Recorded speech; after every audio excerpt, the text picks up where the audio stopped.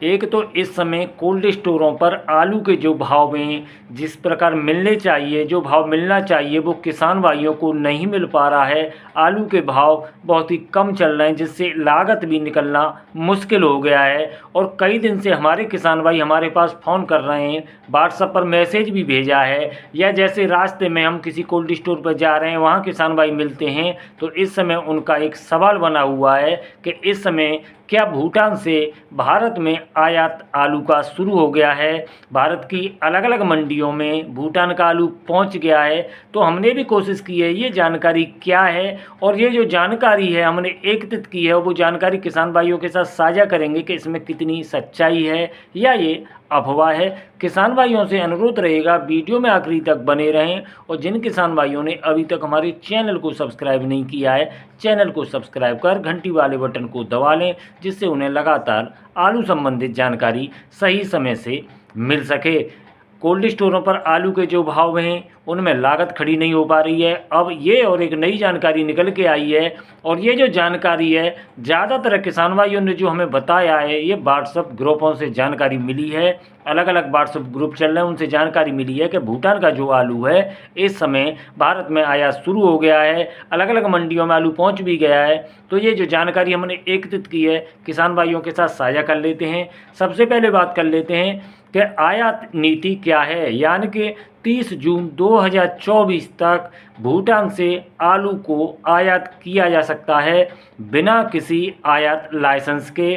सरकार ने इसके लिए अनुमति दे रखी है, ये बात बिल्कुल हकीकत है। 2020 में भूटान से आलू हमारे भारत में आयात हुआ था, लेकिन अब ये 2023 में भी आलू आयात हो रहा है, आलू मंडियों में पहुंच रहा है। इसकी क्या जानकारी है? तो किसान भाइयों, भूटान में जो आलू होता है वो ऑर्गेनिक आलू है, और जो भारत से सीमा लगी हुई है वहाँ के आसपास के कोल्ड स्टोरों में जो व्यापारी हैं वो स्टोर कर देते हैं। और जो नज़दीकी सीमा है, जैसे नलबाड़ी आसाम की बात करें या पश्चिम बंगाल की बात करें, ये जो आलू है ऑन डिमांड आता है, लेकिन इसके जो भाव हैं वो अलग भाव रहते हैं। जिससे आलू जो भारत के मंडियों में, जैसे आगरा के आलू की बात करें, गुजरात के आलू की बात करें या पश्चिम बंगाल के आलू की बात करें, जो आलू पहुंचता है या अन्य राज्यों से अन्य राज्यों की मंडियों में आलू पहुंचता है, उस आलू पर इससे कोई फ़र्क नहीं पड़ता है, इसके अलग ही भाव हैं। यानी कि ये मान सकते हैं, जैसे दिल्ली आज़ादपुर मंडी की बात करें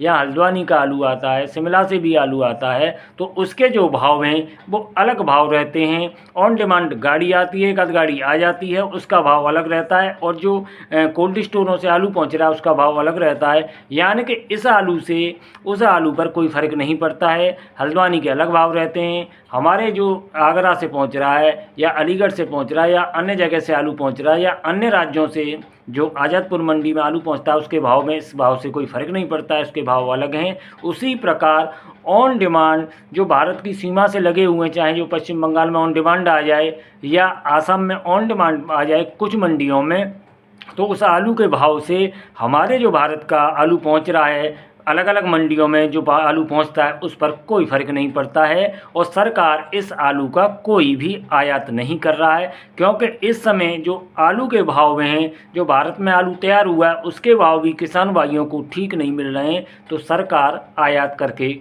क्या करेगी। तो मेरा अपने किसान भाइयों से अनुरोध रहेगा, ये जो जानकारी है, जिस प्रकार आपने जो जानकारी कहीं ग्रुपों में देखी है, जैसे भी आपके पास जानकारी पहुंची है, ये सिर्फ़ और सिर्फ एक फर्जीफिकेशन है। इसका हमारे यहाँ के आलू से कोई संबंध नहीं है, कोई फ़र्क नहीं है, और ये गिनी चुनी मंडियों में ऑन डिमांड आता है, यानी कि अन्य मंडियों में ये आलू नहीं पहुँच रहा है। किसान भाई बेफिक्र रहकर अपने आलू की बिक्री करें। भूटान से अभी तक आलू निर्याती जो सब मंडियों में पहुंच रहा है उसकी कोई भी जानकारी नहीं है, और ये जो जानकारी आपने देखी है सिर्फ़ और सिर्फ फर्जीफिकेशन की है, सिर्फ किसानों को गुमराह करने की जो कोशिश की जा रही है। क्योंकि एक चीज़ देखी गई है कि जब जब आलू के भाव में गिरावट दिखाई देती है उस समय कोई ना कोई चीज़ ऐसी निकल के आती है जिससे जो किसान हैं वो और परेशान हों।